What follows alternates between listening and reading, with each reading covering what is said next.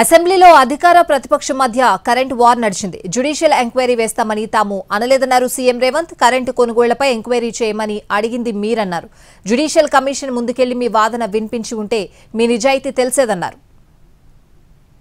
So వారు నిజాయితీ నిరూపించుకోవడానికి వారు సత్యహరిచంద్రుడి వంశమని తెలంగాణ సమాజానికి అంతా చెప్పుకోవాలని వారు అడిగినప్పుడు వారిని ఎందుకు బాధ పెట్టాలని చెప్పి ఛత్తీస్గఢ్ నుంచి కొనుగోలు చేసిన 1000 మెగావాట్ల విద్యుత్ ఒప్పందము, యాదాద్రి 260x4 1040 మెగావాట్ల భద్రాద్రి పవర్ ప్రాజెక్టు నిర్మాణం సబ్ క్రిటికల్ టెక్నాలజీ తోటి, అదేవిధంగా యాదాద్రి 4000 మెగావాట్ల విద్యుత్ ఒప్పందం బిహెచ్ఎల్కి ఇచ్చిన దానికి సంబంధించి వారు అడిగితేనే ఇదే సభలో చర్చ జరిగితే తమరి అధ్యక్షతన రాష్ట్ర ప్రభుత్వం ఆమోదించింది.